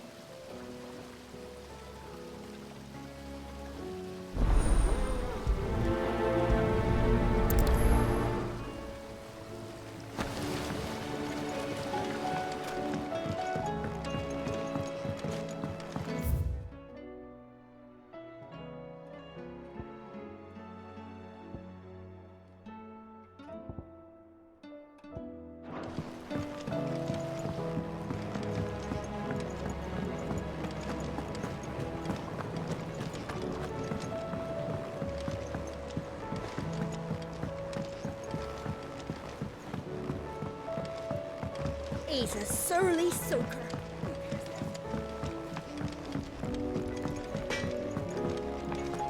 If it's knowledge you seek, we've tomes of plenty to guide you in your search.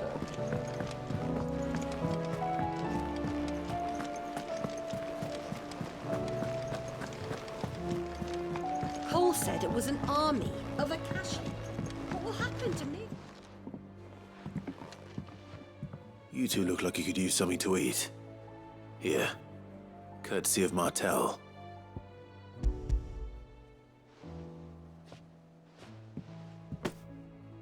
Martel. Now, where have I heard that name before? Weren't she the girl from the Furrows?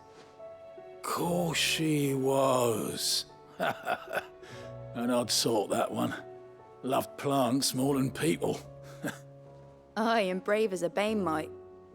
Remember when she ran back into the hideaway to collect them trees when Titan attacked? Wait. These aren't those apples, are they? Well, I'll be. She'd have been proud, and rightly so. Thank you, Sid.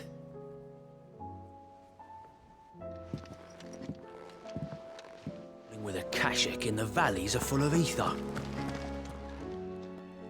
A gift from the backyard. For your service.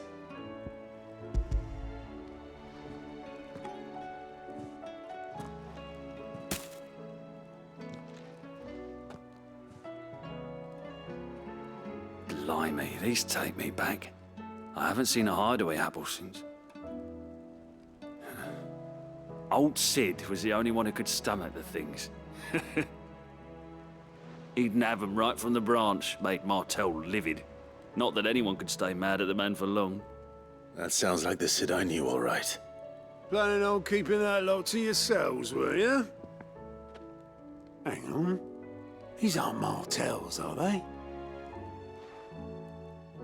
I'm glad to see someone carried on what she started. Can't have been easy, not in the Deadlands. Reckon she'd be happy knowing all her hard work didn't go to waste. Clive, tell the lad down in the backyard to run some over for me, will you? Not so much as a thank you. Well, I've got some manners at least. Thanks, Sid. You can leave the basket with me. I'll see that the others get their share. Oh, and give our compliments to the gardener, won't you? That was the last of the apples. I should head to the backyard and pass along everyone's regard.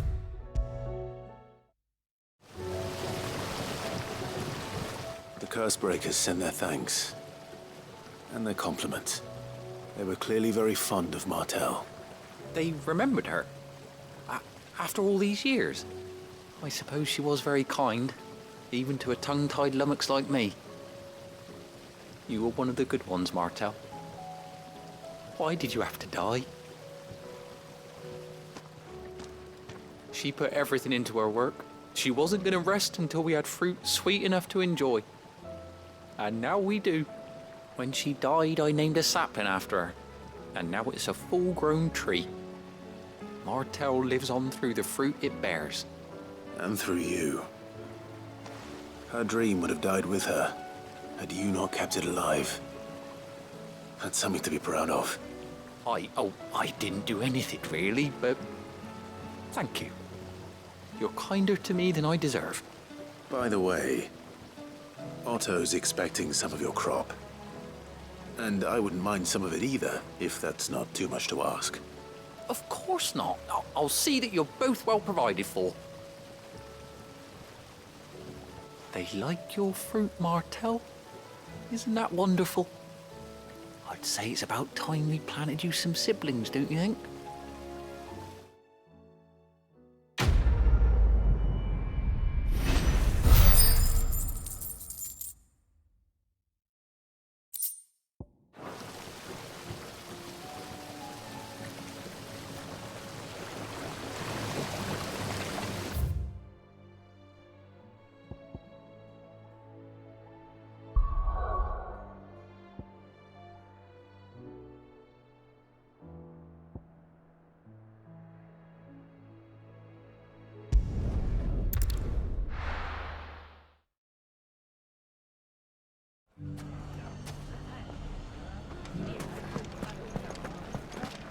The bandits may be no more, but look what they've left us with. Have a hard time. You shouldn't be too hard to find, Goots. Are the bad men going to come back? The gentlemen of the town guard are strapping them.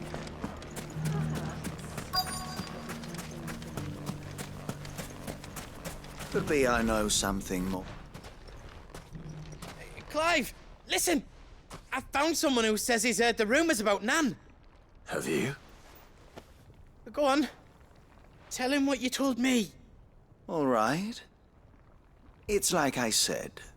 A wizened old crone by the name of Karen's been selling steel to whoever will pay her price, be they knight or knave. Says the more swords and spears she puts in people's hands, the more war they'll wage. And the more war being waged, the more call for swords and spears. And who will they all turn to keep them in steel? Why, the good Reaper herself. And you've seen this Reaper at work?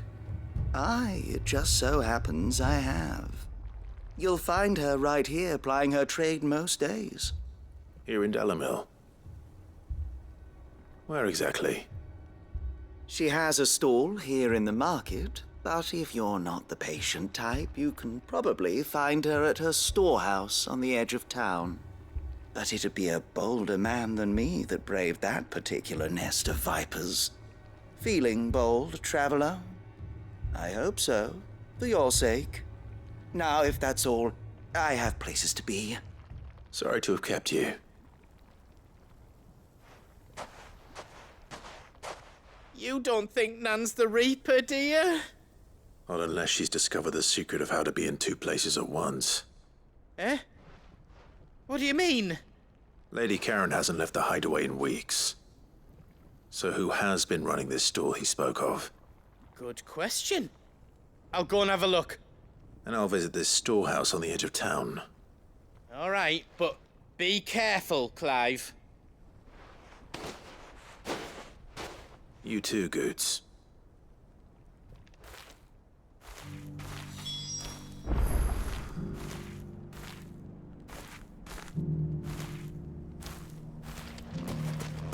The finest cell swords in store. Fuck!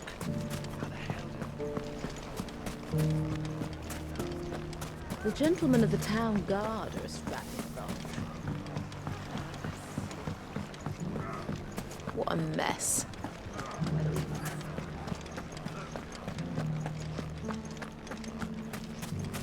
You fought very bravely. The safety of the town is in our hands.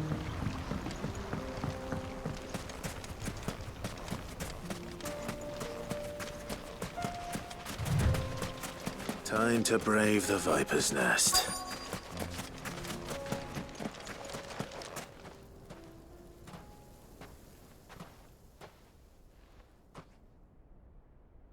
Just you, is it? Thought I might have laid it on a bit thick. It was a fairly unconvincing tale. So, what now? That's up to you. Die a slow death, or a quick one. Boys, he's all yours. But that sword is mine.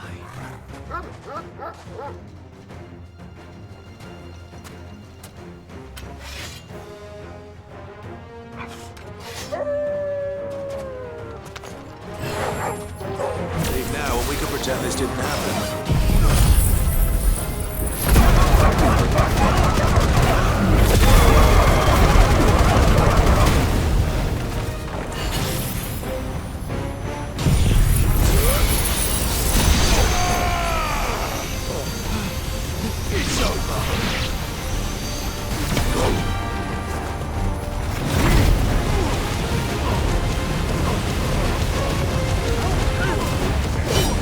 Nice try.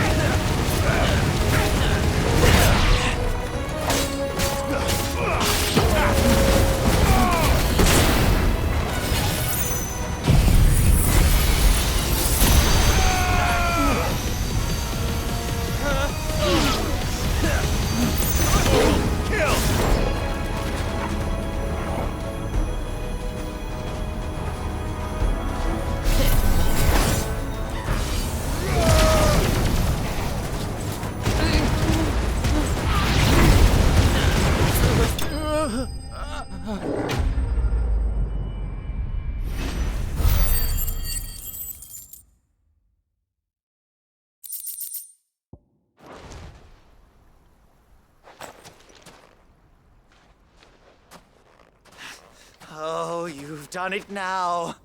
Go on. Tell me what I've done.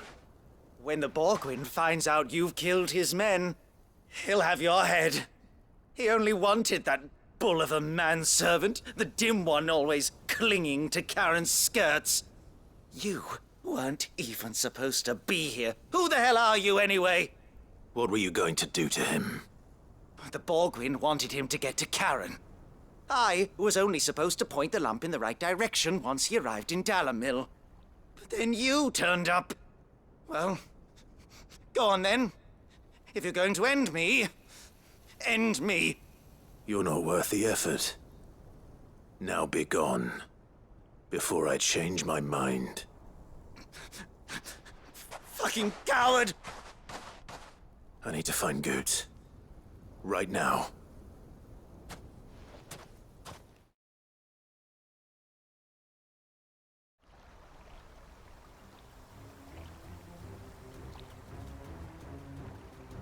Get your filthy paws off me, you naughty-pated lout!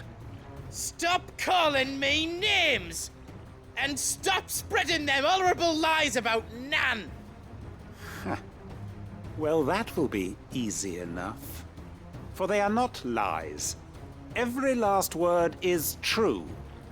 And she must pay for her crimes in blood. Blood? Goose, are you all right? He's gonna kill Nan! He said she had to pay in blood! After what she did, it is only right. She ruined my life and the lives of countless others.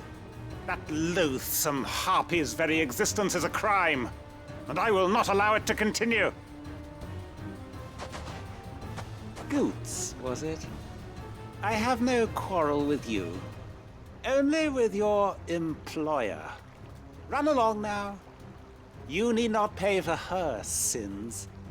No. No? I don't care what she did. I won't let you hurt Nan. Promise me you won't hurt her, or I'll kill you myself! Goots, no. Enough, all of you!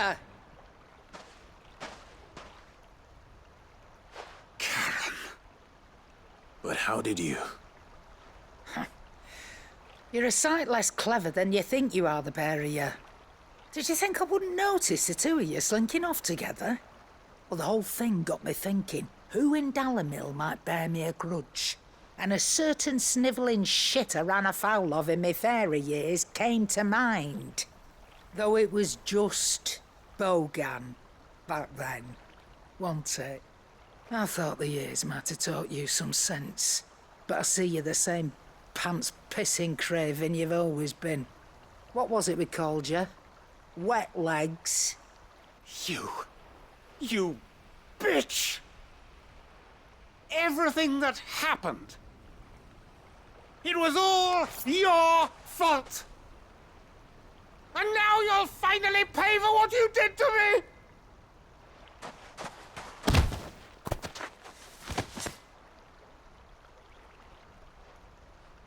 Goots, you...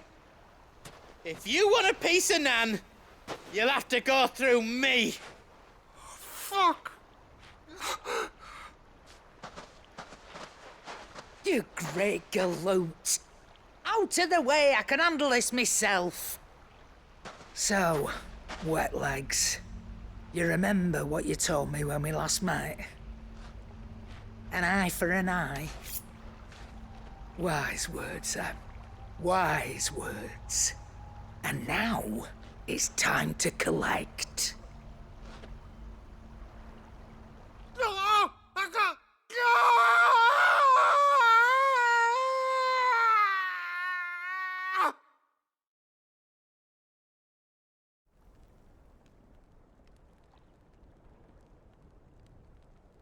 Sorry to keep you waiting. Is he... Dead? No. But I reckon he wishes he was. It isn't easy going through life one eye short of a pair. After all, I should know. You don't mean... Oh, don't tell me you didn't notice. Lost it to old Wet Legs back when we were working the same routes. Said I'd stolen from his strongbox. I'd done nothing of the sort, mind. But that didn't stop him taking his little revenge. So I took some of my own. Sorry, lost everything. His coin, his clients. Always knew he'd be back one day to claim his due. But he crossed a line dragging poor Goots into this. He didn't hurt you, did he? No, Nan. Still got all my arms, see?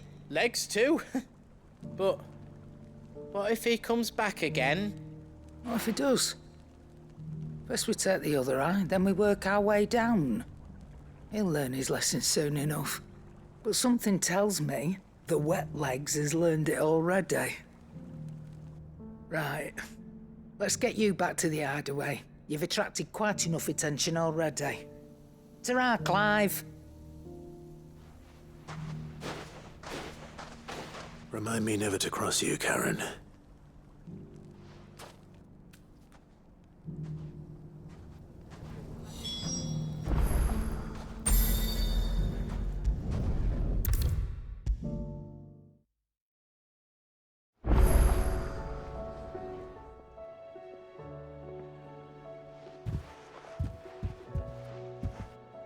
Nothing like a dish of cold vengeance to foul the gut.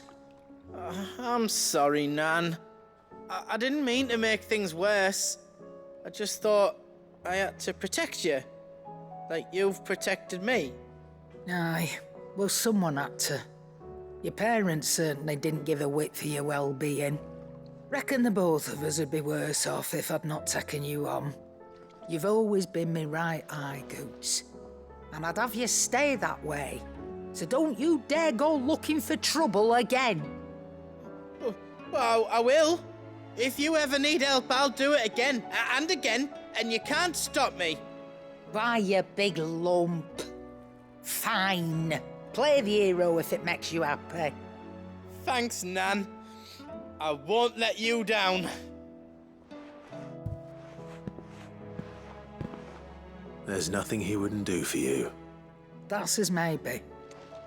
But if he's ever to make his own way in life, he'll need to start looking out for himself as well. Till then, he'll need people to watch his back, just like you did in Dalamil. Don't think I didn't appreciate that. Of course. His family. Stop it. You make me one good eye, mister. I don't go thinking that'll do you any favours. A potion today'll cost you the same as it did yesterday.